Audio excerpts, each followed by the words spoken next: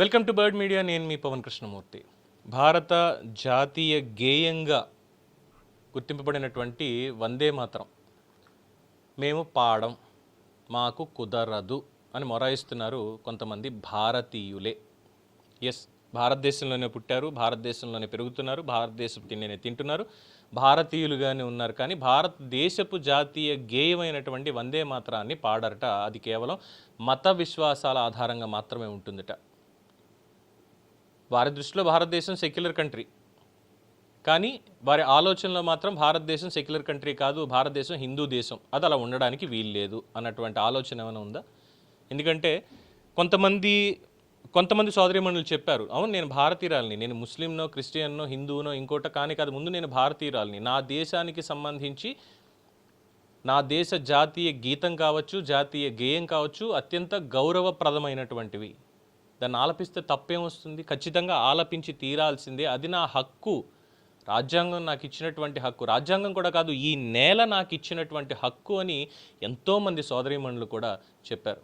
కానీ తెలంగాణ అసెంబ్లీ దగ్గరకు వచ్చేసరికి, మహారాష్ట్ర కౌన్సిల్ దగ్గరకు వచ్చేసరికి చాలామంది వాళ్ళు అక్కడి నుంచి బాయ్కాట్ చేస్తున్నారు. పైపెచ్చు తెలంగాణలో మాట్లాడకుండా వెళ్ళిపోయారు వందే మాతర గీతం పాడుతూ ఉన్నప్పుడు.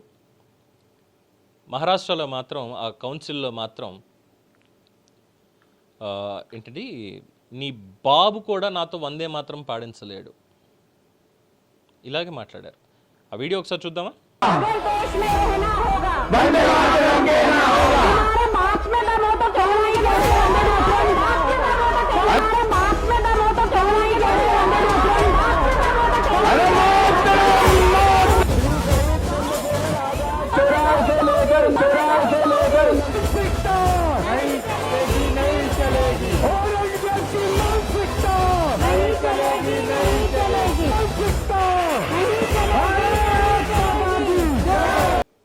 అది మీ అబ్బకి దమ్ముంటే మాతో వందే మాతరం చెప్పించండి. కాంగ్రెస్ కౌన్సిలర్ రుబీనా ఇక్బాల్, మహారాష్ట్రలో జరిగినటువంటి సంఘటన.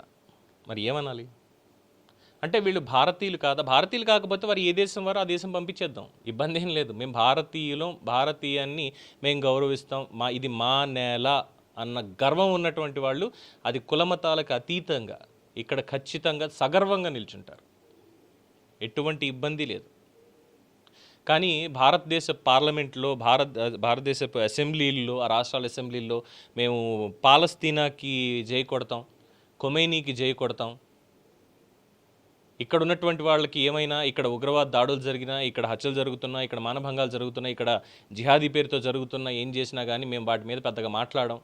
కానీ అక్కడ ఉన్నటువంటి వాటికి మేము సానుభూతి చూపిస్తామంటే వాళ్ళు డెఫినెట్గా భారతీయులు కాదు, డెఫినెట్గా కాదు. ఒక మనిషి కింద పడిపోతే, సపోజ్ డైరెక్ట్గా నందామండి, ఒక హిందూ మనిషి కింద పడిపోతే చెయ్యి అందించడానికి పక్కనే ఒక ముస్లిం ఉంటాడు, కన్నీళ్ళు వస్తుంటే తుడవడానికి ఒక Christian, true Christian, not converted Christian ఖచ్చితంగా ఉంటాడు. ఎందుకు? ఇక్కడ మేము పుట్టాం, ఈ నేల మాది, అది ఈ మట్టిలో ఉన్నటువంటి గొప్పతనం, ఆ కలిపి ఉంచేటువంటి తత్వం, ఈ మట్టి ఇచ్చినటువంటి ధైర్యం, ఈ మట్టి ఇచ్చినటువంటి గర్వం అది. అలాంటి వాళ్ళందరూ హ్యాపీగా ఇక్కడే అన్నదమ్ములా బ్రతుకుతారు, ఎటువంటి ఇబ్బంది లేదు, పరస్పర గౌరవం ఇచ్చుకుంటూ.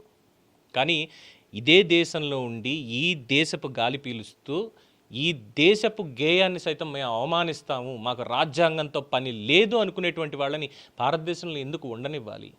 భారతదేశపు పౌరసత్వం వాళ్ళకి ఎందుకు ఇవ్వాలి? వాళ్ళకి భారతదేశపు ప్రయోజనాలు ఎందుకు వాళ్ళకి కల్పించాలి? అవసరం లేదు అలాంటి వాళ్ళు హ్యాపీగా, వాళ్ళకి ఏ దేశంలో అయితే వాళ్ళకి ఇటువంటిది ఉంటుందో, ఎక్కడైతే వాళ్ళకి కావలసిన గౌరవం దక్కుతుందో అక్కడికి వాళ్ళని పంపించేస్తే ఇక్కడ ఉన్నటువంటి వాళ్ళు గొడవలు లేకుండా ప్రశాంతంగా పొద్దున సాయంత్రం చక్కగా మాట్లాడుకుంటూ ఈ దేశాన్ని ముందుకు ఎలా తీసుకెళ్లాలో ఈ పౌరులు చూసుకుంటారు. ఇలాంటి వాళ్ళు అనవసరం. చట్టసభల్లోకి వెళ్ళి కూడా ఇలాంటి మాటలు మాట్లాడుతున్నారంటే ఏంటి? మీ అబ్బకి దమ్ముంటే మాతో వందే మాత్రం పాడించండి. ఏ అబ్బొచ్చి మాట్లాడతాడు? ఏమైనా తిరగబడి మాట్లాడితే ఏమవుతుంది? ఆలోచన ఉండక్కర్లేదా? ఇలాంటి వాళ్ళని చట్టసభకు పంపించినటువంటి ప్రజలను అనాలి ముందు.